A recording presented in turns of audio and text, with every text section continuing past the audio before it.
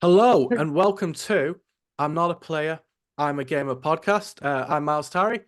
Thank you for returning, first of all. I know we've had a couple of episodes now, and it's nice to know that we've built up a bit of a following. We've had some amazing feedback, so if you can keep that coming, it's really appreciated. I've had feedback commenting on how much they love the UK accent, which is great because a lot of the people from the UK comment on the north-south divide of how I'm a bit too scouse for them. But so far, we've had a Mexican on, and everyone loves Santi's accent, so they were very happy to have something a little bit different to my own voice. And today, I have another voice. It's not Santi. It's not Mexican. I am joined by Donna, BasicTaq Walters. Hello, Donna. How are you? Hello, hello. I am doing fantastic. Thank you so much. Oh, no, thank you so much for coming on. So, we will get into this story of how me and Donna know each other. It involves the award show that has already been brought up. It also involves golf as well, which I'm sure we'll get into. I've not played since, and I've already let myself down on my promise of trying to improve from November last year. So I'll really try and step that up. But um, first of all, similar to what I've done with a lot of guests, basically, is um, who is Donna Walters? Why do I have Donna on the podcast? And how are you associated with the wonderful world of gaming? Oh, that is such an in-depth question. So I'll try to summarize it for you. Oh no, you can go all the way if you want. It's perfectly fine. The more I know, the better. I love it. I love it. That's fantastic. So I am Donna Basic Tack Walters. And I've been a gamer all my life. I started off with, your basic Nintendo, Mario, all that fun stuff, right? And then just kind of eventually ended up going on to, believe it or not, Duke Nukem 3D. I happened to just kind of find that randomly. My parents bought me an old IBM computer, one of those old Ooh. clunkers, and it was a used computer, and somebody before me must have been a gamer because Duke Nukem 3D was already installed on the computer. And, I had no idea that the world of gaming even existed. I thought it was just Super Mario Brothers, and that was, basically it. And what ended up happening was I was playing around, looking at the different games that were already loaded on the computer on the IBM, and I found Duke Nukem 3D, and I thought it was just another like solitaire or Minesweeper Oh, or Minesweeper. you know, Oh. yeah, right. Lots, I love it, but lots of frustrating times too at the same time. But I just fell in love with Duke Nukem 3D, and didn't realize again that gaming was on PCs was a thing. And so I just, when I got rid of that and I, graduated from high school and went off to college, many, many years had passed since that Duke Nukem 3D time. And what I did was I went to school in San Diego for a while, had a couple of roommates. They were hardcore PC gamers. Again, remember, I didn't know what PC gaming was. And so I'm down in San Diego. I'm like, yeah, let's go to the Chargers football game, or let's go to the beach and do some surfing, something fun. And my roommates would always, no, no, no, we're busy, we're busy. And so finally I would say, oh my gosh, what is taking your attention, not in a bad way, right? But what's taking your attention for like 6 to 8 hours at a time nonstop? And they introduced me to PC gaming, and I'm like, oh, this is amazing. This is really cool. I want to try. And so it happened to be actually the game that we were trying was Team Fortress 2. It was in beta at the time. And so I got introduced to that. I immediately fell in love with PC gaming, and I started playing Team Fortress 2 in the beta, and then I ordered the orange box. My roommates and I went down to Fry's Electronics, which was, a big electronics store at the time. It's no longer around, unfortunately. And we got all the computer peripherals and the case and all just everything I needed to build my own PC. So I actually built my own first gaming PC. And that's kind Nice. of like, yeah, that's what got me into the world of gaming. So fast forward, I took a break from college and decided to pursue a career in community association management. So I managed homeowners associations, apartment industry. So I'm like the big bad manager that's knocking on people's doors. Yeah. You got to bring your garbage in. Everybody loved me, right? So although it was a lot of fun. We really enjoyed it. So I like that community building element.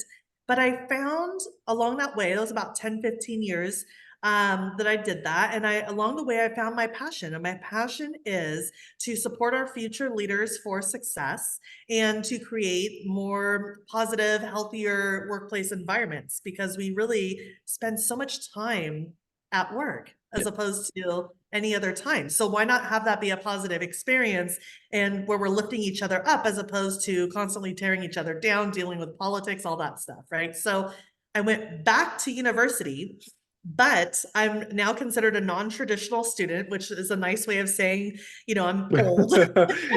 Basically saying you're old. Yeah, yeah.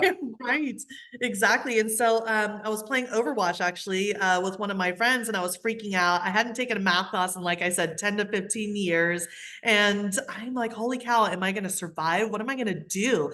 And my friend who went to a university in Texas actually played for his school's Overwatch team. And that's how I found out about collegiate esports. And so he says, "Oh, just join your campus Overwatch team." So before I even enrolled in my first class, I got accepted to university, the one I was going to go to, and I immediately looked for student clubs that were esports centered, and I found one. I met with the club president, who was another student, and he basically said, "Well, I think we have some Overwatch players somewhere. Not really sure." There was only about 15 student members. They all played CS:GO, which is great, but just not my game. Yep. And so I said, "Okay, well, what do you want to do with this club?" And he says, "I want to grow this to UC Irvine level." And if you're not familiar, UC Irvine was the first four-year public institution to bring a full esports program to their campus. And so I said, well, with my community management experience, I can absolutely get us there. Let's go ahead and get this done. And so I ended up reaching out and networking and connected with a few, major players in the space. So at the time, Andy Miller was a co-owner of Sacramento Kings, and he owns San Francisco Shock or Energy. Now it's just, I think, Energy, because I think, Overwatch League that's another story. Yep. But so connected with him and his team and Corsair and Team Liquid and Evil Geniuses and just a bunch of other folks. Well, we started growing the space, and I said, well, I definitely want to focus on Overwatch because that's my game. And we ended up growing that club from about those 15 CS:GO players to a Discord community of over 350, about 400 people within 2 semesters. So Nice. huge growth. Yeah. And then what ended up happening is because of that exponential growth, we attracted the attention of Big Sky Conference, which is our varsity athletic conference that our school's football team plays in. And they wanted us to help them form their inaugural league and season, which we did. And we ended up bringing esports to the Big Sky Conference. If I remember correctly, the presentation that I helped them put together ended up getting a unanimous vote with all the different presidents from the universities within that conference. So that was a huge win. From there, our campus president had asked to speak with us so that way we can try to get more support on campus. So I helped him and his cabinet members assess the feasibility of bringing esports as a permanent program. Still sitting on the desk because higher education moves at a snail's pace, Yep. Hopefully we'll see some more movement there. But that got me thinking, okay, well, what else can we do? So then I brought all 23 of the California State University esports communities together and launched a student initiative, and then took that momentum and presented to the chancellor's office that oversees the full system. Mind you, it's the largest four-year public university system in North America. So, definitely a monumental feat. I was gonna But say. yeah, it was a lot, but it was really awesome. So I enjoyed every minute of it. But we met with I met with the chancellor's office. I ended up pitching to a couple members that were overseeing this idea, and I put together certain, ideas, structure. I presented, some strategic priorities, a whole roadmap, and, even formed a logo that they eventually adopted. But they took the ideas, they loved it, they're running with it. So now we're seeing support for esports system wide, which is huge. And, the students that were involved with the different clubs across those campuses really made that happen. So I was really thankful to be part of that.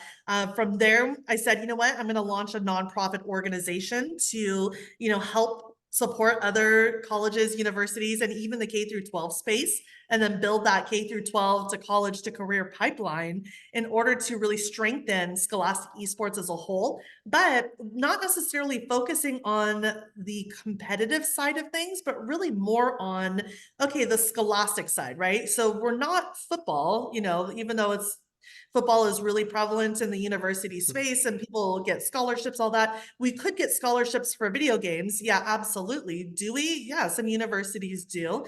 And, we have our centers that are now growing because of that support that we have system wide. I believe we have 6 centers throughout the CSUs that have launched now as a result of those efforts. And, we're starting to see more scholarships kind of pop up through the UCs, the University of California, system. And so we're just seeing that growth. And so by forming this nonprofit, I was able to now, have an official organization that really supports this K through 12 to college to career pipeline, and then bringing different industry folks to the table and making sure that we're not only focused on the tournaments and the competitive side of gaming, but then also doing what the universities are really charged to do, which is provide an education and help students find careers. So we look at 4 different pillars, if you will. So community, competition, education and careers is another one, and then entertainment. So those are the 4 that we focus on.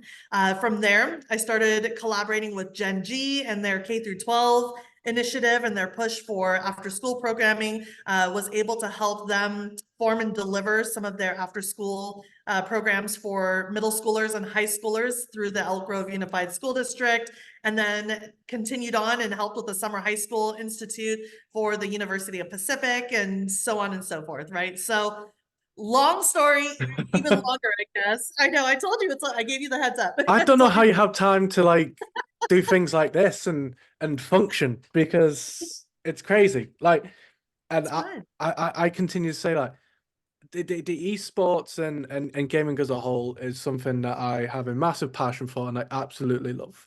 But a lot of the side of it that I see will just be the pro players, and there are so many people in the background that you do not take for granted. I mean, there's so much going on at the moment, and just with Call of Duty alone, they talk about all the people in the background and stuff. But like all the events, there's so many different elements of gaming that people think it's just the people directly in front of the camera. Whereas actually, realistically, that's probably a couple, if not 5% of what's actually going on in the background. And for a community that has been growing up, I mean, the past 10 years, the growth of gaming alone and professional gaming is huge. But like with what you're doing now, the work that the natural progression to go from, okay, college, get your education, but how you can actually build from that into the gaming community is it must be growing and growing at a rate that you couldn't have imagined when you first started.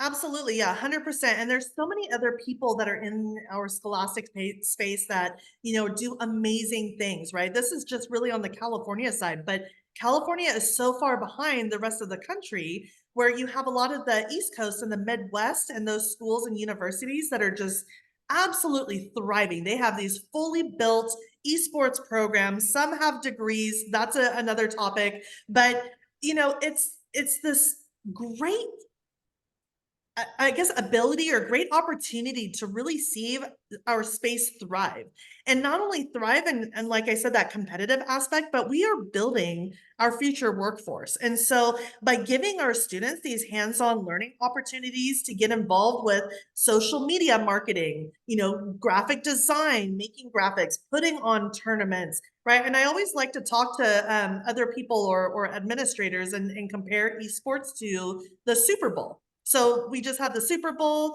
it was probably one of the most watched, I think, because of Taylor Swift, but And listen, there is a poster over my shoulder, which is half my fault, and actually say it's more my partner's fault. But listen, musically, big fan.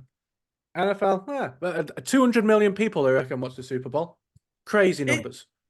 Yes, it was absolutely insane. But we see those kind of numbers, when it comes to esports too, not maybe that much, but right, we still have some of those record-breaking numbers. But Yeah. what people don't necessarily always remember when they're outside of our space is like they don't understand what jobs are out there. So the most common thing that I get is, "Oh, so you make video games?" No, not really, but that's close. We can help people learn how to make video games, but there's so many other jobs. So, I like I said, I take the Super Bowl as an example and I say, okay, well, all those jobs that it takes to put on a Super Bowl, it's the same exact thing as if you were to translate it into an esports production. You have your broadcasting team, you have your marketing team, you have your business development team, you have coaches, you have assistant coaches, you have athletic trainers, right? I mean, there's just so much stuff. And so by educating the educators, if you will, and the parents, to say this isn't just playing video games, it really is so much more. I found a lot of great success in that and a lot of excitement and energy. And we're just continuing to see more and more people coming into the space. I ended up launching in 2019 with a group of other folks the inaugural Bear Cup tournament for the California State Fair. And they asked me to come back again last year, but our goals didn't really align. So we didn't do it last year, but we're in talks with them again about this year and possibly future. And so now we're starting to see more, fairs, state fairs, local fairs that are reaching out and saying, hey, can you help us understand how we can get into this space? Right. So now we're seeing not only the education space, but we're also seeing more communities. And then that really fits into our pillars. How can we bring workforce development experience to our students? Well, we can do it through communities, right? And we can do it through like civic leaders. So I'm also working with a couple of other local municipal governments where it's how do we do this? Okay, well, we can put on an esports event. We can give people that hands-on work experience and that grows their resume and their portfolio. And now they can actually get careers, which leads to economic development, et cetera. So they love it from that economic development standpoint. And it's just continuing to grow. Yeah, for sure. I mean, I always have the conversation with I mean, I try my hardest to get my partner into gaming as much as I can, and so far we've managed just about getting it. She enjoys Crash Bandicoot. That's great. I love it. But I'm trying to put out, so like she has her degree in English writing and playwriting. And it was only through conversation with her that I said, well, script writing links directly into, for example, award shows. Like when there are award shows and when there's events going on, they need someone to write the script for these shows. These Yeah, shows aren't just like, what can we, let's just talk. Like, and I then say, okay, so you have people don't even think about little things like catering and there's so many different aspects that go into a show that people don't even remotely think about and think how like there's so many transferable skills like absolutely. IT alone, like if people are into, yeah, okay, they think they might be into how to make a game. You can break down so many aspects of whether or not it's the artistic side or whether or not it's the scripting side or it's the coding side. But then the moment you get a little bit of IT skills, it's like, okay, but IT skills commit into so many different things. And that's the thing that I actually love. And you mentioned the community side of it. Again, I feel like part of the reason I love the idea of this podcast is that so many people are into gaming just as a sole thing. So you can be in any form. You can be in sports. You can be in business. There's always going to be someone who enjoys a form of gaming, whether it not be on their Xbox, on the PlayStation, on their mobile phone. The amount of people that play on the phone and they don't even realize they're just playing Angry Birds on your phone. You're a gamer. Yeah, And then absolutely. there's so many opportunities within business to meet and link to one particular thing that you're into and grow from that. And that's why I think it's big at the college level to educate and understand that, like you said, it started off with there are some people who just like to spend 8 hours streaming on their or playing online on their PC, but everything that you're doing in that thing, your social communication with the other people that you're gaming with, the understanding what's going, like your hand-eye coordination, everything that's going on can then be developed into through education, through collegiate level, can grow into whatever they want it to. Like there's no limit to how it can grow. Absolutely. Well, I mean, you look at traditional sports again, right? Comparing it to that, and you have these team huddles, you have these, play reviews. Like, we'll take football because it's one of the more popular American football, I should say, one of the more popular American sports. And so it's okay. You run your plays, and you record them, and then you go back with your coach and you sit in the room and you review those plays, right? Or you review maybe your opposing team's plays, and then you strategize on ways that you can overcome those challenges. Well, that's leadership skills, that's, teamwork, that's effective communication, that's analysis. A lot of times there's data that's in there, right? And so there's so many more, and that's at the traditional sports model. But again, transferring that right over to competitive gaming, same exact thing. So we'll take a round of Overwatch, for example, right? When it comes to Overwatch specifically, one thing Blizzard did really well was they balanced out the different teams or the different characters. So that way, if you're playing one character, and let's say, for example, if you're a top 500 player, and you're playing with a gold ranked character, right? You can carry the team to a certain point, but as you start climbing and that, starts kind of reducing, then you can't really carry the team as much anymore. And you really do have to depend on your other teammates and to be in those positions, to make the certain call outs, to make the certain plays. You really have to depend on them. And that's one of the things that many other games don't necessarily have, where it's like, oh, if you have one player that's really, really good, they can just dominate. Doesn't matter if it's a 1v5, but like in Overwatch, you can't. And that really, I think, brought the idea when it comes to competitive playing and collegiate esports, is that when you're one team versus that, against another team, you're doing the same exact thing that a collegiate football team would do. You're running the plays, you're recording the plays, you get back together, you're talking with your coaches. And then, over in esports, you're doing the same thing. You're running the Overwatch map, you're making those communications, you record it, you come back with the coach and you see how you could do things differently. And then you go off again, right? So it's really interesting to see the similarities yet differences between the traditional sports and our online gaming scene. Oh, I love it.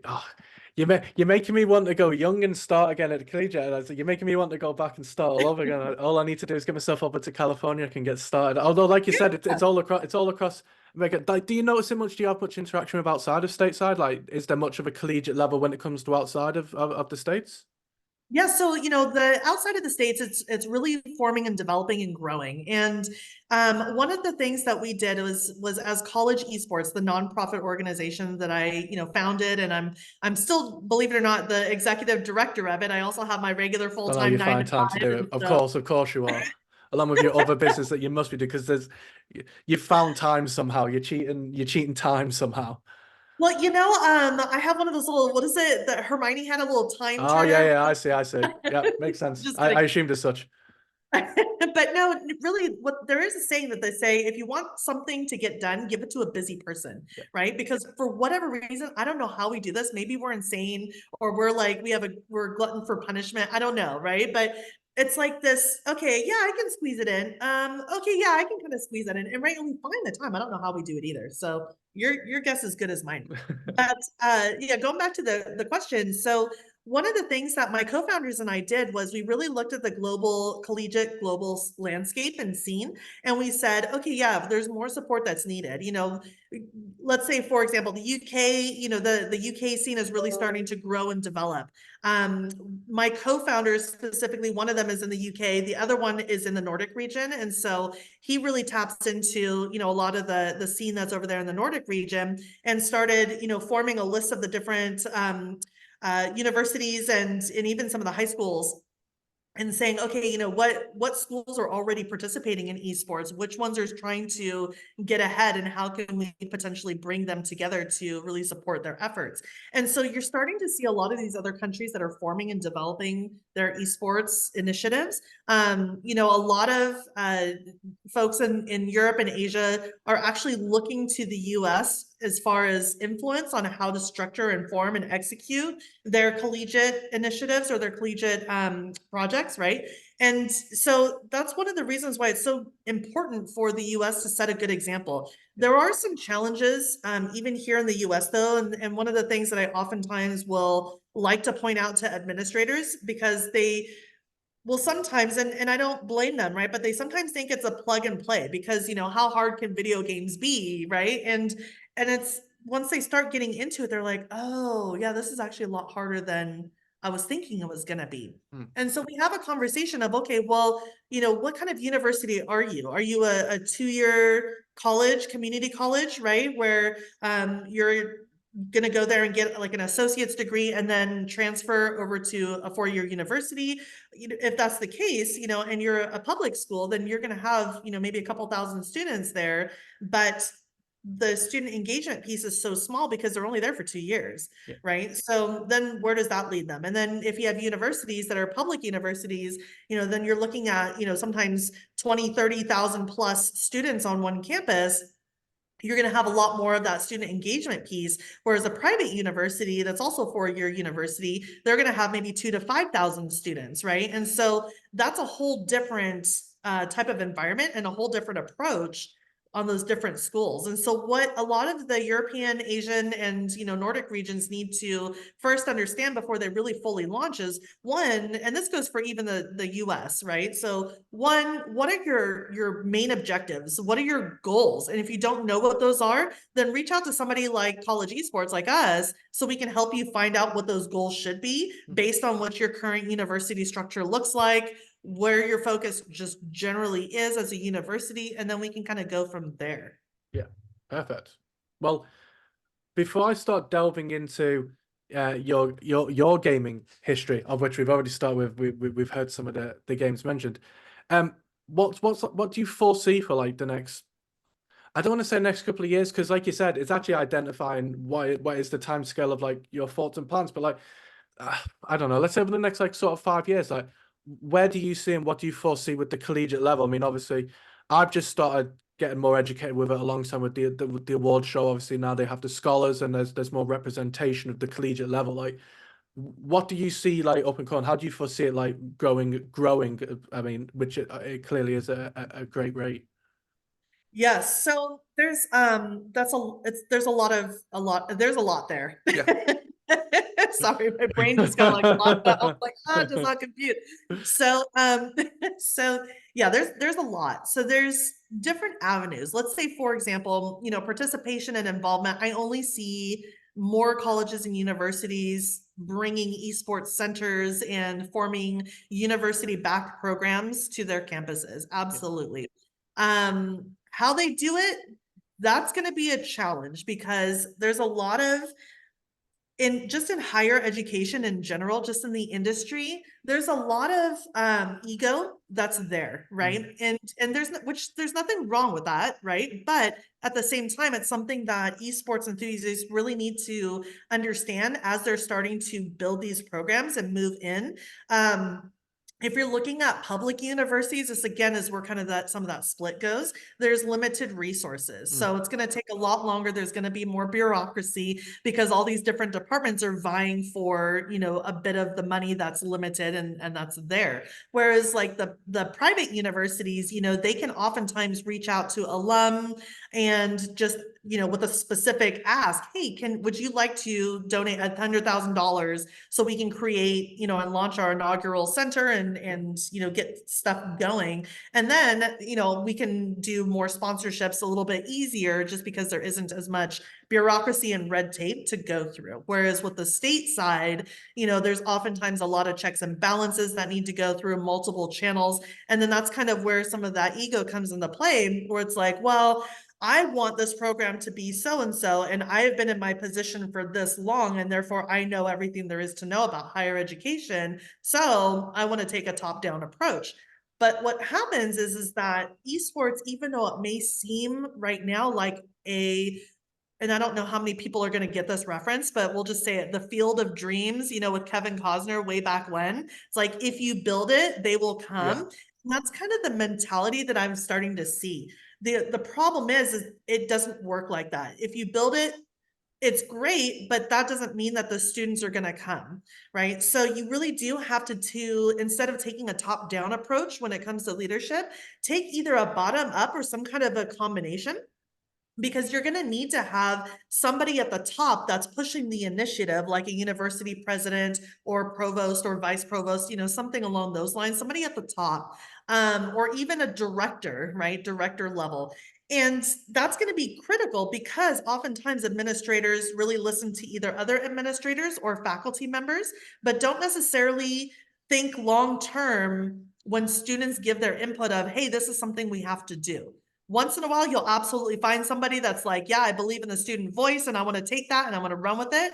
But oftentimes it's such a cookie cutter process when it comes to education that anything that deviates from that cookie cutter process could appear threatening to others. So, that's one thing that people really need to consider is the ego. Like, okay, how can we make sure that we are, one, finding a champion that's in a position of power that can make those decisions and help push or advance this, initiative forward? And two, how do we collectively get the student body engaged and involved to stand behind that initiative to make sure that it's successful? Well, that means you have to talk to the students and find out from the students what it is the students want to see as well. Right. So that's one avenue. Another avenue is the K through 12 space. We're going to start seeing a lot more K through 12 spaces adopting esports at their scholastic level and, integrating that into after school programs. I don't know if it's going to be a full on elective or class yet, but I can see that coming down the road in, let's say, 5 to 10 years. Right now, they're mostly at after school program level. The other part of it too is building that bridge, and that's something that we're starting to work on. One thing that I'm working on as well with college esports and connecting universities is like exchange student programs. So one thing I would love to see that I think will start happening in the relatively near future, and one thing I'm pushing for is, let's say, for example, we work with some folks over at the University of Melbourne over in Australia. And so we have connections between them and maybe some of the UCs here in California. So let's go ahead and do a swap when it comes to students so they can get that overseas, experience. Yeah. Love that. Yeah. So those are some of the trends. Was there something specific that you were looking for? Because like I said, there's a lot. Oh no, listen, I'm just fascinated by the whole thing. Like I know that I need to my plan on my list of education, for sure, the collegiate level, it fascinates me. Like the stuff I heard from last November, just through conversations with yourself and others, especially around the scholars, was there was so much to and I feel like there's so much potential there. Like you said, it's finding that level of, you need the people who are almost higher up in the levels where they can enforce it and really take the lead on it and push it to make a thing. But then like you said, it's also the people at the bottom to move and go, okay, how does this work for them? What they can get from it, and it's fascinating to see, and I can't wait to see how it like progresses over the next, like you said, 5 to 10 years. Absolutely. And one of the things that I really hope that our industry takes into consideration as they're forming and growing and developing these programs is growing this space in a way that promotes positivity and inclusivity, right? So a lot of the universities, there's a big push right now here in America where, and I'm not sure about globally, right? But there's diversity, equity, and inclusion, all very critical parts of, ensuring that there's equitable access to education and future jobs and, the gamut. So it's perfect timing to really piggyback on some of those driving initiatives, because that is really a nationwide initiative where a lot of universities are putting major focus and building programs around diversity, equity, and inclusion. And so my challenge to esports enthusiasts, or specifically scholastic esports enthusiasts, is to try to build that into their esports programming and really very clearly state to the students what kind of behavior is appropriate, what kind of behavior is not appropriate, and kind of working with those developers at the same time. I know Riot has put policies in place where, let's say, for example, if you're playing League of Legends and you start popping off because you're really mad about how it can be kind of toxic. So a little toxic, but we'll just say that, right? And if you get, flagged for toxicity, that can actually prevent you from competing in collegiate League of Legends. Yep. And so, working with the developers to really build in some of those requirements of like, yeah, you can't be reported for toxic behavior, but then also making sure that in the university and collegiate and K through 12 space, any of those esports programs that are launching, also outlining, code of conducts that really align with the any key model, right, of inclusivity and creating positive environments and, you know, whatnot, right? And that's going to be even things included with like social media.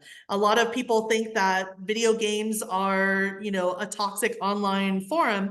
Are some? Yeah, some can be, you know, but it can also be a place of just extreme love and support and, you know, appreciation and the ability to be able to express yourself as who you are and how you identify.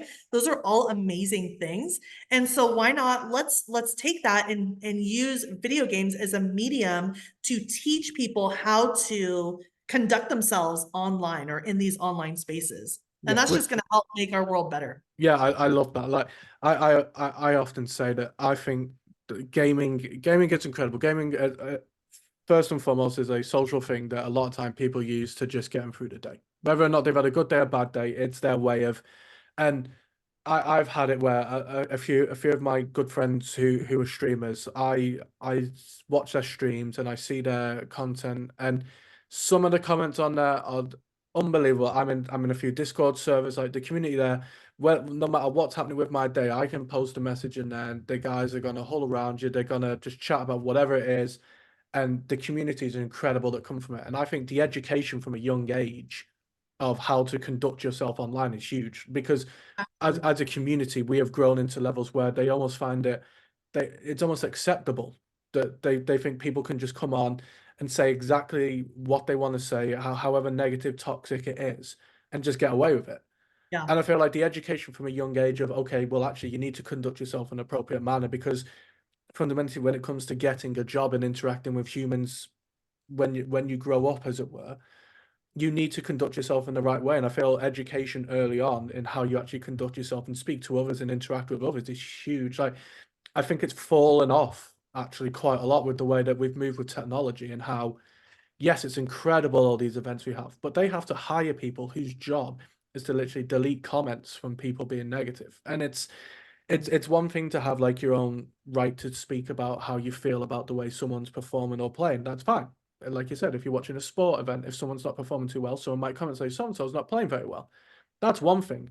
But the level of like insults and stuff that you're getting lately with a lot of events is so disheartening. And like what you said, is an amazing community, which personally I love to bits, but there's that 5% that just doesn't half sometimes make you question. And a lot of the streamers and a lot of the content guys, I often say to them, I have no idea how they do it.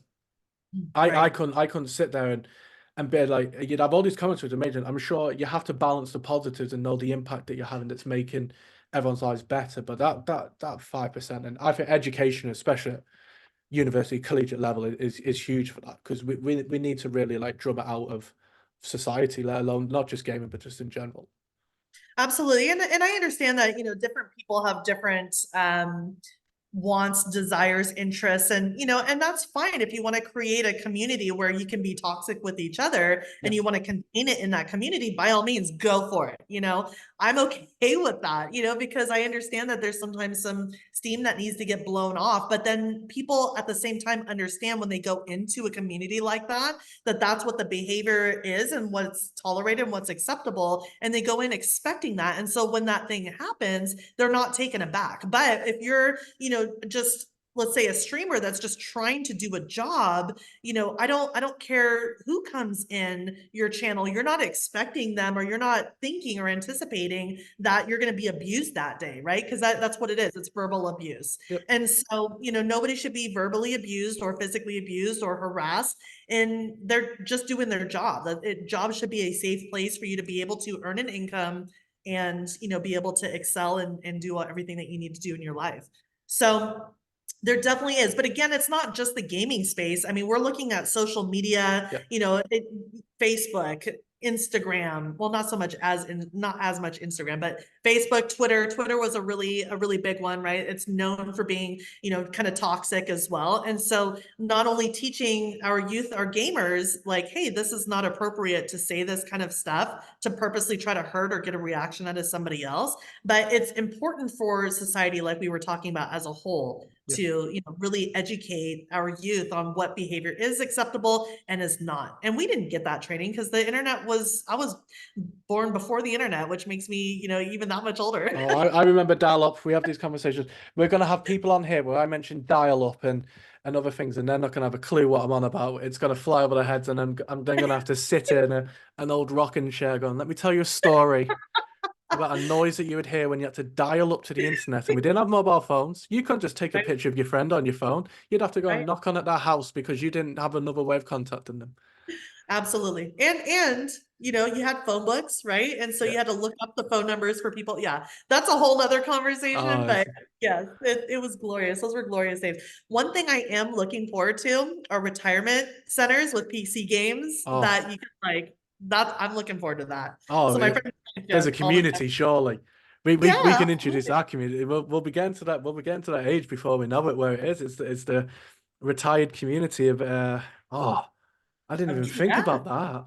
I mean, right? they're talking about retirement age over in the UK increasing, so I try not to think about too much because I've got a long way to go yet. But still, I'll be gaming all the way through. So starting up with dial-up, I guess, and I guess you already mentioned with the PC gaming. So did you ever get into console gaming, or have you always stuck with PC gaming? Did you ever move to consoles or even handhelds? Yeah, so like I said, I started with Super Mario Brothers and Duck Hunt, you know, Yeah. doing the all that fun stuff. But you know, I ended up moving over to arcades. So I would actually go and visit like the coin operated arcades. Nice. You know, I do my Street Fighters, my area was at 51, area Yeah. 54. I can never remember which one it is. And yeah, it was a lot of fun. I really loved them. Fast forward, you know, my first round of college, every Friday, it was fun. I lived in the dorms, and so every Friday, my guy friends and I would get together. They would bring a couple TVs and a couple Xboxes, and we would just sit and play Halo. Of And when course. I say that we would sit and play Halo, I really mean that they would play Halo, and I'm trying to like, you know, try to figure out to look at things, and I just can't. So controllers are not my thing. I just cannot deal with the joysticks. Yep. I really can't. And so then fast forward when I was in San Diego, that's when I learned PC gaming, and I just really haven't looked back since, except I think I have bought almost every single Nintendo console just for Mario Kart. Yep. And then I bought a Nintendo Switch for my daughter. And I got her Animal Crossing, and then I Oh, fell in love with perfect. Animal Oh, Crossing. listen, my sister's done the exact same with her niece. We've got a Nintendo Switch, and Christmas time, I was like, she said, "What?" I said, "What game have you got?" I said, "I've got Animal Crossing." I was like, "Hand it over. You sit with me. I'll show you what we're gonna do." Hours later, I'm there like, "Does it make sense?" She's like, "No." I said, "Doesn't matter. You'll learn." Right. Well, you know, what's funny is that I never thought that I would like Animal Crossing because I'm not really a big simulation game. Like I don't like The Sims, Right. you know, and because I just can't, it's not my thing, right? No. It's just not my thing.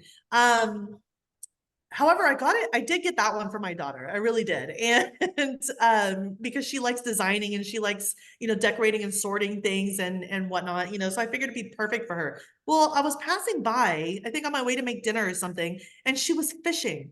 And I just immediately stopped. I'm like, oh, you can fish in Animal Crossing. And you know, I, for whatever reason, love games where you can actually like fish and cook Yep. and gather herbs. And I love games like that. That's the only part of simulation games that I love. So as soon as I found that out, I'm like, oh my gosh, that looks amazing. And my daughter was so sweet. She said, oh, mom, do you want to try? You can play. I'm like, oh, that's really nice. Okay. So I start playing. I take the controller from her. I start playing. I'm fishing. After like 4 or 5 fish, she goes, okay, all right, mom, I'll take the controller back. I'm like, no. No, this is mine now.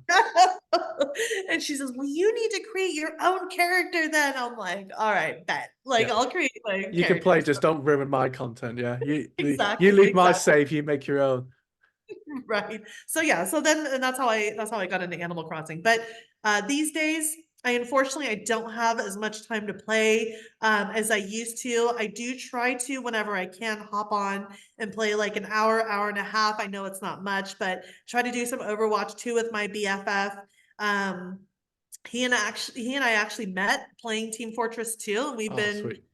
friends ever since the Orange Box launched, right? And Yep. so so that's been quite a long friendship, and it evolved from meeting in an online, server, and, just kind of hanging out and chatting almost every night, to we became in real life friends. And then he became my bestie SD, and I got to attend his wedding. And I mean, lifelong. And so we still to this day will play Yeah. together. So it's been so much fun. But this is how I mentioned about the community side of it. I remember like I still had people that I chat to from, and it was incredible. So I was just coming up to towards the end of high school where I was playing Call of Duty lobbies, the normal thing, just in a lobby, and you'd end up playing with the same people a couple of times, and then they'll send you a friend request, and it was like, oh, okay, sure, we Yeah. play, let's and you just get chatting. So where are you from? And a couple of guys were over from America, and you just chat for a bit, and then you realize that 10 years later that you're still playing with the same people. Everyone has their own lives, their own families and stuff, and it all branches off from just a mutual love of one game, and it can develop into like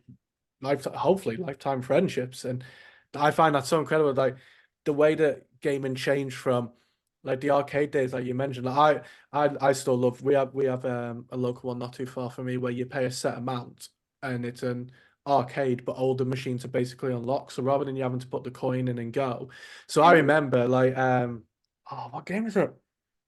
Was it Time Crisis? Was it Time Crisis? There's a game that I never Like, completed yeah. on the arcade because I would die and I would run out of money. And I was there like, and I found when I found this place, I was like, wait, I can finally finish this game because it's unlocked and I can just go. I remember and I finished it, and it was just there like, I spent years trying to finish this game, and I don't know how much I spent, but so yeah, you pay a set amount now, and you can go and they've got Guitar Hero, they've got it all set up, but even like the old school sort of Japanese arcade machines, like toss in a table. Oh, if you've had a bad day and you just want to go and launch a table in a video game, you can do it. And I haven't done that. That's pretty interesting. I'm gonna have to get the details from that from you. oh, it's brilliant. That sounds like fun. And it was a different world. So like obviously I'm used to, like you said, the Street Fighter and your Trons, and we had Crazy Taxi and stuff like the arcade machines. But then they had the Oh, one, Crazy Taxi. oh, Crazy Taxi was incredible. And I loved it. but then they just have these machines set over from Japan, which you've never heard of before. And obviously they have the dance machines, and like I want to say I'm good on them, but I'm not. I try my hardest. I'm committed, not good, but committed. But then some of the other games, like yeah, launching a table or oh, it's crazy. And I mean, like I said, they have the Guitar Hero, they have the Rock Bands, they have everything set up, and the arcade side of it. I don't think people appreciate the way that technology evolved, where you used to go with your friends to the arcades, but Yeah. then actually you could play with people from anywhere in the world on a game that you love. And I think it's rare to find a household these days that doesn't have a form of Mhm. game, whether it be mobile, whether it be PlayStation, console or PC. It's like even board games. I had a good show with Santi about board game side of it. Like, I feel like gaming is actually involved in more households than people actually appreciate. So when a lot of people say, "Oh, I'm not a gamer," like there's so many different aspects of it that I don't think people actually take for granted. But I love finding friendship through a mutual love like that. Absolutely. And it's interesting. So when I went back to school, I ended up going all the way through to get my MBA. And there was, as part of the curriculum, we needed to attend a course that would kind of dive into a little bit about research and stuff, but we didn't have to do a thesis. But I've always wanted to do research. Like all my life, I've always wanted to do some kind of research. So I ended up collaborating with a couple of university faculty members, and put everybody together, formed a committee, and I ended up choosing to do a thesis as my culminating project. And so I ended up doing a study on the effects of esports and video games on social isolation. And it was perfect because it was just on the tail end of COVID, and we were just starting to get back, to back out in the world, if you will, right? If you'll Yeah. remember, we had that lockdown for a couple of years. And it was really impactful to see some of those results, and that speaks volumes on what you're kind of talking about with like the community side, and how people don't really understand that, yeah, they do have gaming devices, they are technically gamers. But one of those is, one of the questions that we had was, do you consider yourself a gamer? Yeah. And the results ended up being that, people who played games but didn't necessarily consider themselves gamers didn't have as much of an in-depth connection during COVID or when they were socially isolated as people who played multiplayer games on a regular basis.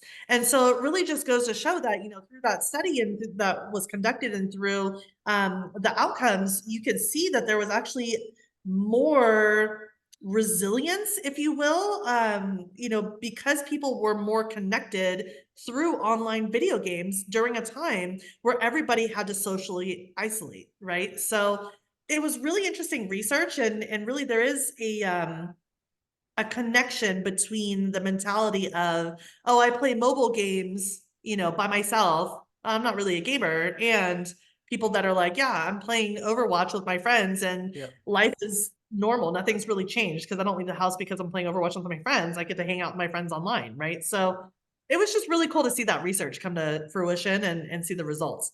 Yeah, for sure. And mentioning like with the community side of it. So obviously we first met actually not too long ago with the awards, with the esports awards, and we had our event. What was like your overwhelming like thoughts about of the show itself? I mean, I found it like an amazing place where you get to meet people who are all there of a common interest. But then the thing that always fascinated me was it's actually people from all different sides of gaming that you don't actually appreciate. Like there even knows like there are people who cosplay and people who are pro gamers. But there's all these different things that all come together, and it's a place where everyone comes together and meets and gets to chat about all the things that they're into. And like, what was your like thoughts on the event and sort of?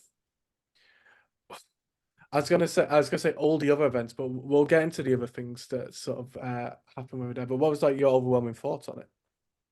So the esports award was absolutely amazing. I mean, I was just blown away by the professionalism, the production quality. You know, the venue was beautiful, right? And so being over there in the Resorts World Hotel and having dedicated space to in the was it Zoku nightclub, to with the ceiling tiles would kind of move and bend Yep. and flex, and they would reflect a lot of the lights that and some of the graphics from the esports awards. I mean, the production was amazing. I really enjoyed that. Golden Boy is, host extraordinaire. Love him. He's also just super awesome, super cool. And he and Zoe, had both. Of course, I want to say I grew up watching them, on Overwatch League. I didn't really grow up, but I enjoyed them on Overwatch League. So it's really neat to be able to kind of meet them in person and hear a little bit more about their interests and what they're about. So Golden Boy and Zoe both came to me and they said, as we were talking, they said, wow, we really love what you're doing. How can we help? Right. And that just goes to show that it doesn't matter if you're at the top of the chain, like there is a lot of heart and a lot of support that's there that they really want to see our underrepresented groups thrive. They really want to see our students, be successful in their careers. And so having the opportunity to see people that I, know and love and have watched on stream, and being able to interact with them in real life when I wouldn't have been able to do that any other time. I mean, that is just unbeatable. There's nothing like that. In addition to that, I just love the esports award team. I mean, you all are just amazing. Lots of love for you all. Everything was really well organized. Everything was, very clearly laid out. And I mean, you really felt like you were attending like the Golden Globes of esports. So yeah, 10 out of 10, probably 11 out of 10 would recommend. And I can't wait until the next year. Oh, plus the red carpet. That was so cool. That was Yeah. really neat to be able to walk down the red carpet, get your picture taken like you're this, ultra celebrity, and it's really just me over here admiring everybody else. But it was just really fun. And then I got to run into people that I normally don't get to see because we're all either online or in our virtual space, making new connections with folks. It was awesome to see the world record get broken for, video getting, oh my gosh, I'm so excited. I can't even talk.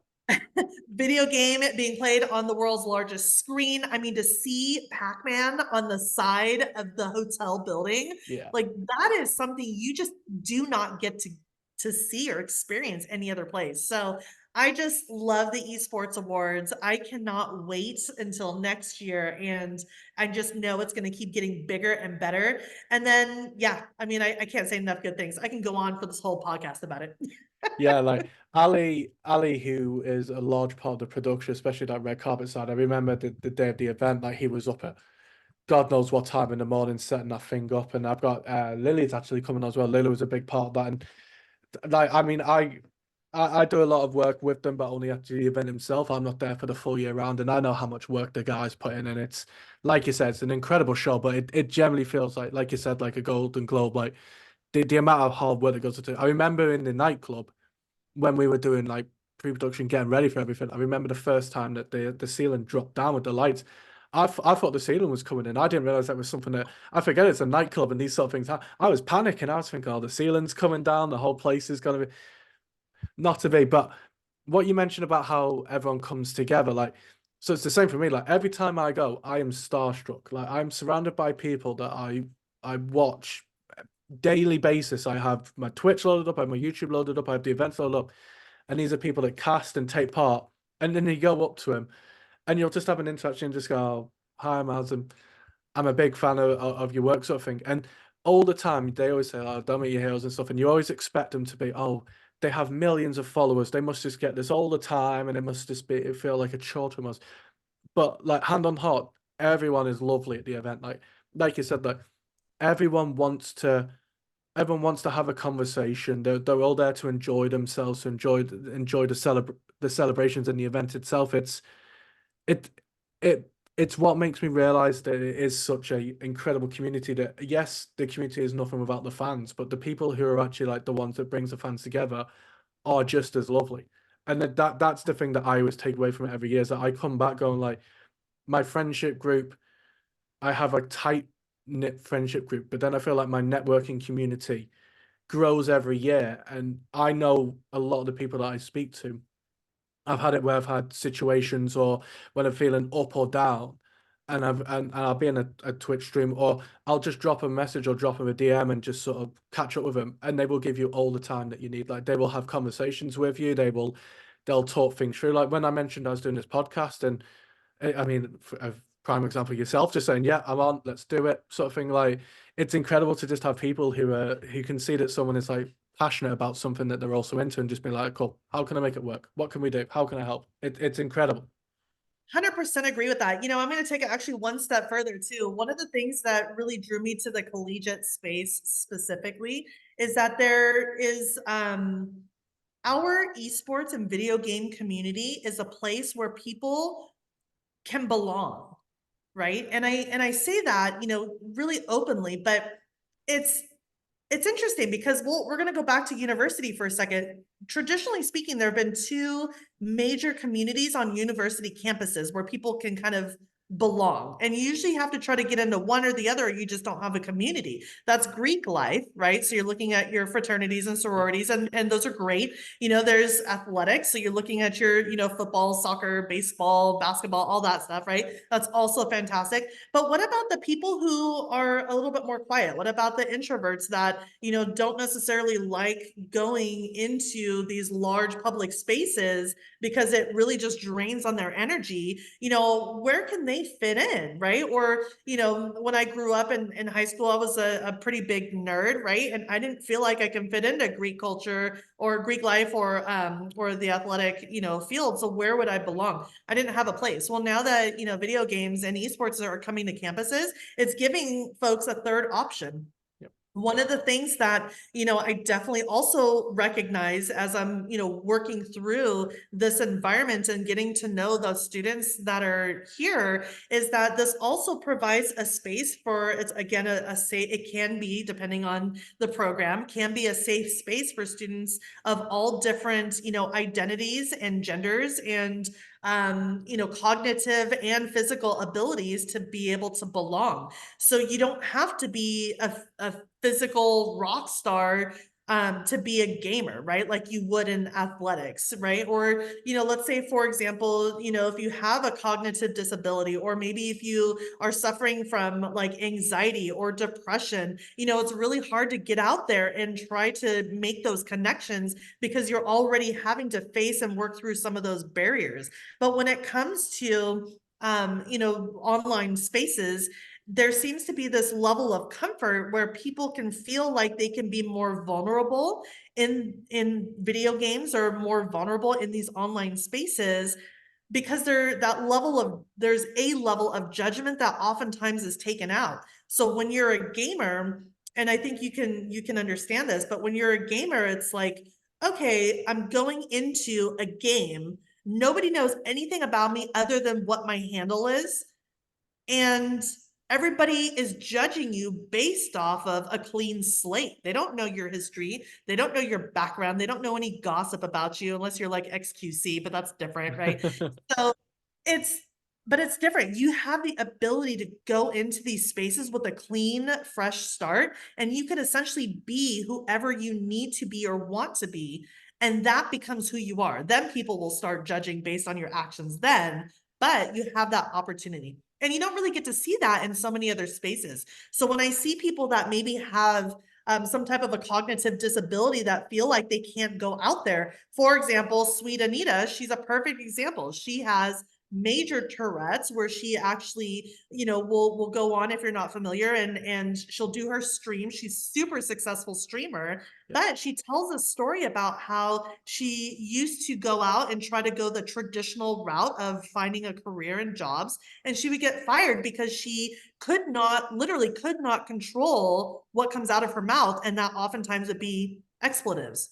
And so by having the sanctuary almost, right, of the gaming community and gaming space and streaming space, she was able to become a very successful entrepreneur in an environment where a traditional model would not have allowed. So those are some things that I really love about our space, Yeah. in addition to what we've already talked about. Oh no, for sure. Like I speak about, just from my own personal, like when I used to suffer, usually I will speak openly about how my mental health dipped crazily in my early 20s, and my escape whenever I felt my depression hit hard or anything hit hard would be, I'm loading up a video game. I'm loading up a game where I can be whoever I want to be. I don't need to be this person, and obviously there are other means that you actually have to deal with that at hand. But for that moment in time, you can be whoever you want to be. You can chat to whoever you want to. And like you said, they don't know who you are. They don't know what's going on. All they care about in that moment is how you're doing in that video game. And often, if it's not even a super competitive game, it's just, okay, how can we attack this mission together? How can we?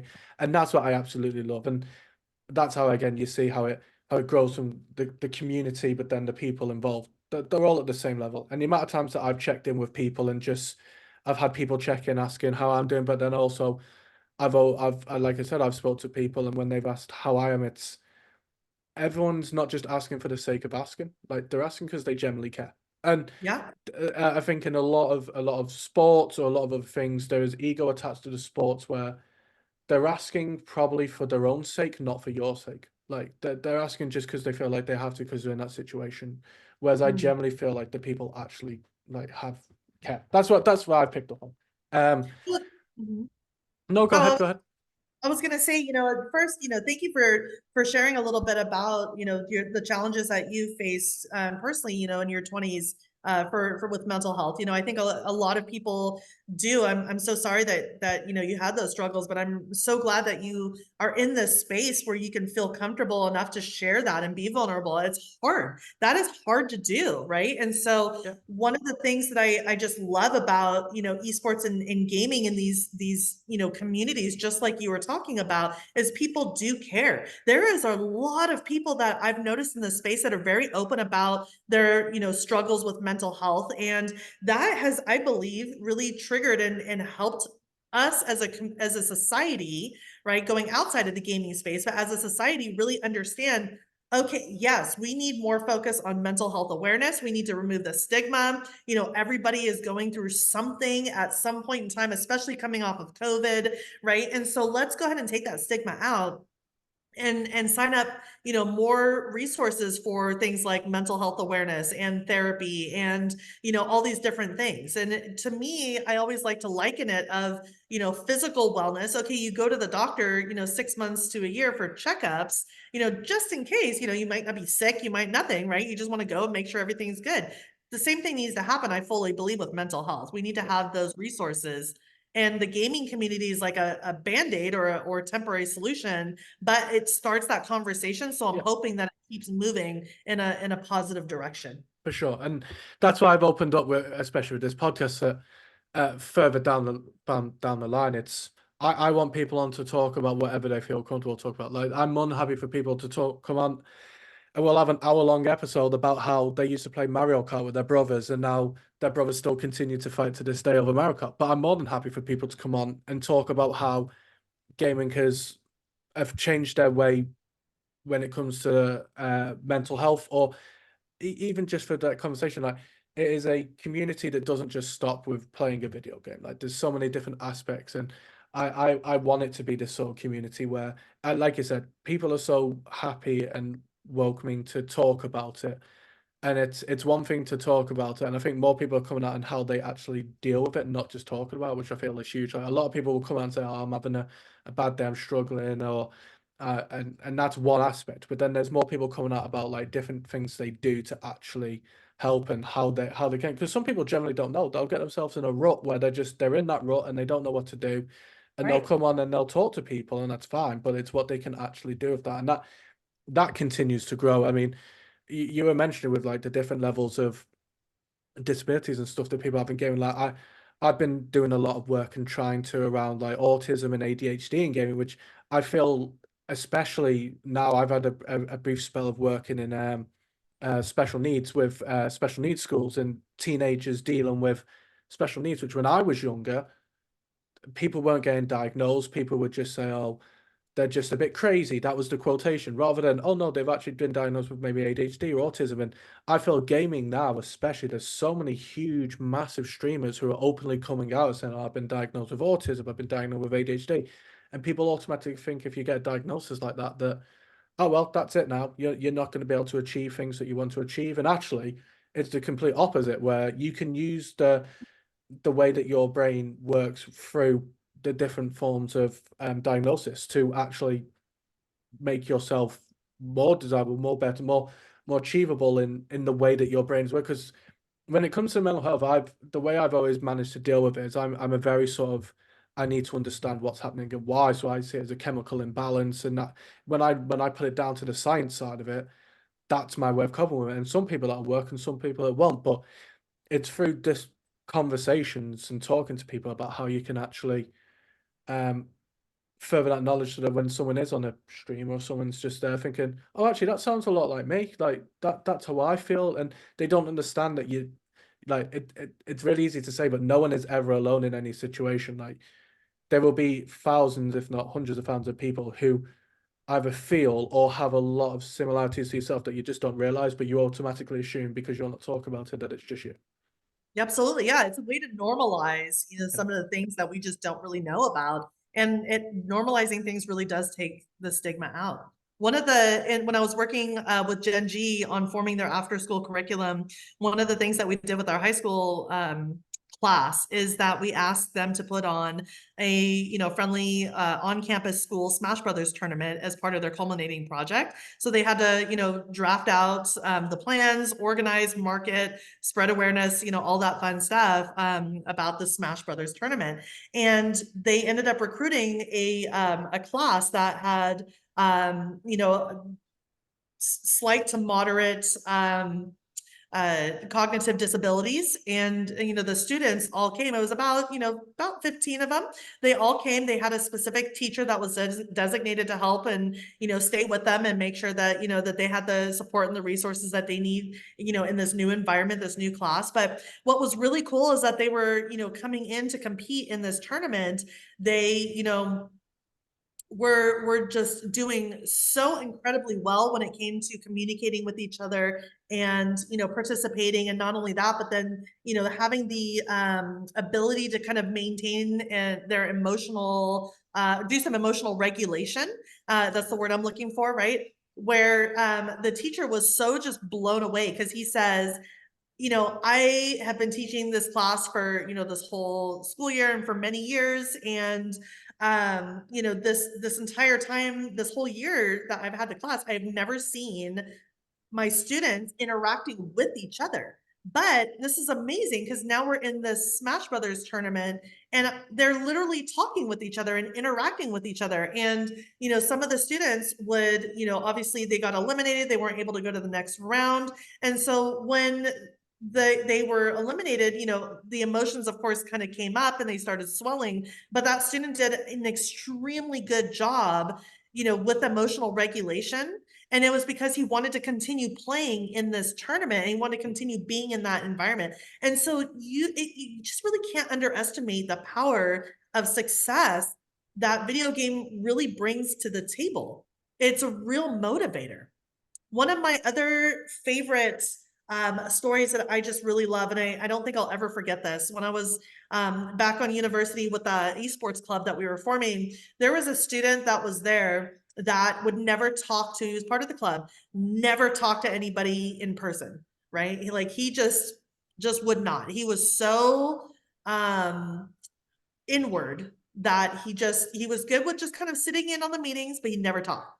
And one day, he was one of my Overwatch people. There was we got a team of 6 people. Sorry, it was Overwatch 1. And we started playing together and he was super vocal in the chat in Overwatch while we were playing. And so after the round, I pulled him aside and I said, on voice chat, and I said, hey, that was amazing. Like I recognize that you don't ever talk in person, but I thought you just were super shy, and here you are, you're like full on telling people how to get to places and go where and timing and all that stuff, right? Doing all these call outs. And he's like, oh yeah, I don't know why, but for some reason I'm totally comfortable online, but I just don't like to talk at all when it's in person. It's just not my thing. Like, okay. And so it was neat to see his evolution, because what ended up happening was after a few rounds or a few, I guess, weeks of playing with the same team. It really wasn't weeks. It was probably like days. He was such a good player and everybody on the team loved his personality. They promoted him to the team lead. And then, so pretty soon now he's literally, and he at first tried to decline. It was like, no, it's okay. You guys, you don't want me. But everybody insisted, no, we want you as team lead. So from that point forward, we would compete in, other, just like little, I don't want to say full tournaments because that's not really the setup at that time, but like little competitions, like competitive games, right? And we would just keep climbing and climbing, and we were doing so well because he was leading us and guiding us. He was a natural leader. Well, pretty soon his confidence gained. He gained so much confidence that in the social situations in person in real life, he started engaging and interacting with some of his teammates in person more. And then pretty soon people would be like, hey, let's go out to Taco Tuesdays at the neighboring taqueria. And he would be like, oh, okay, yeah, I'll go. And then after a couple months, he started initiating, hey guys, let's go to the Taco Tuesday taqueria, right? And it was just really cool to see his transformation happen from somebody who would never talk to anybody in real life and only in the game, to now he's the one actually creating these social gatherings. And that was just, it really melted my heart. He was a first gen student, so totally foreign to the whole, collegiate scene and everything. And I mean, it was just amazing. He's so awesome. It's the progression and confidence you can get just from, oh, it's incredible. I love that stuff. Yeah, I so feel that's why like, I do what I do. I just see all these students really transform into their best selves, and that's so rewarding to yeah, I see can that. imagine. It must be self-fulfilling to do. I've managed to majorly lose track of time over this whole thing because I feel like we could talk for hours on end. We have a few times. I have to mention. So, me and Donna got to take part in golf at the Esports Awards. We were with what I call Neil Squared. We had Neil Johnson and Neil Duffy, and Neil Duffy is actually featuring very soon. Um, Donna is a major dark horse, and when it comes to golf, she carried us round that course. That is so not true. You're being too kind. Miles actually has really amazing short game and was doing phenomenally. So don't let him fool you. Yeah, short game's okay. Long game, don't use them drivers. I don't have the accuracy. Neil was bombing them. Neil, I didn't need to. Luckily, the way we were playing, the format we were playing on the scramble. Neil with the drives. Yeah, he was amazing. Seriously, like gone. Yeah, and Neil Johnson was my hype man, especially when I was having to chip a ball on the par three. He was the one hyping us up all the way around. I feel like without him, I wasn't making it round there because it was an early start for me. We were up nice and early, and luckily the sun came out for us. But it was an amazing event. Yeah, he had a really good short game too. So I think the two of you really covered the medium range and then the short game. And then Neil Duffy and I were able to kind of just hit it off the tee pretty well. Yeah. And we had a good foursome. We really did. Like I Oh, was proud of our team. I'm hoping same thing again this year. I definitely want to be seeing more golf gaming club are gonna be hopefully get involved, and we have to get the same four team. I will get on to the awards straight away and go. I already know who my team are. You don't need to worry about. I already got my team. Fantastic. I look forward to it. So for anyone listening who wants to know more about collegiate and everything that you're getting involved in, and obviously, I know me personally, I'll be following all throughout the year and years to come, and hopefully again when it comes to the awards at the end of the year, we can have another catch 'em a golf. But where can people like find your socials, or where's best for people to find you and find out more about what you're doing? Yeah, absolutely. So I these days the website's probably just the best. So info at collegeesports.gg for my email. The website is collegeesports.gg. Please don't do any funky spellings with esports. It's just, all lowercase, college esports, no dashes, no big S, nothing, just college esports. I'm a sucker for this, by the way. I've managed to get it right on the podcast, but I'm so prone to a capital E and non-capital E, capital S, non-capital S. Yeah, I'm bad for this. Well, we'll learn you yet, Miles. Don't worry. I got you. But yeah, of course on the podcast itself, I'll obviously share the socials as well, so you can get on there if you want to find out any more. But yeah, thank you so much for coming on. I appreciate all the knowledge more than anything, because like I said, in the world of gaming, this is where I've fallen a noob. I'm at the bar. I'm making my way up in terms of my knowledge, but I feel like I'll be falling on yourself for a lot of the information that I need. Well, I'm always happy to help. And, it's an absolute pleasure, Miles. I love being able to spread awareness regarding college esports and our efforts as a nonprofit organization. Certainly if you like to support and anybody out there, if they want to support and help what we're doing, then, please reach out. We're always looking for volunteers. We're always looking for fundraising opportunities, grant opportunities, projects that we can work on so that way we can continue doing the great things we're doing. But Miles, it really truly is a pleasure to be on here with you, and I cannot wait to do another foursome, and hopefully we'll do some before the Scholars Awards, and then do a round two before Esports Awards. Oh yeah, I need to get my practice in. I need to start playing more. That's my problem. I save it all for one game a year. God forbid what it'd be like if I actually practiced a little bit. Well, if that was your one game a year, I'm impressed. Let me tell you, you're a true natural. JP, who I've got coming on soon, he taught me everything I know. He's the expert, so he's the one that takes all the credit. I just swing at a ball and hope it goes in the hole. That's golf, right? All right, well, we're gonna have to splice in that video of you once you get it about the hole in one that almost happened, where you almost walked away with $10,000 and or a car, Oh, because that was a pretty awesome shot. I'll be sending it on all the socials. Don't worry about that. Fantastic. Yeah, Um, don't forget to tag me. I won't do. But yeah, thank you everyone for listening. There will be many more episodes to come. Make sure you help Donna on all the socials and getting involved with collegiate gaming. And yeah, until next time, guys. Keep gaming.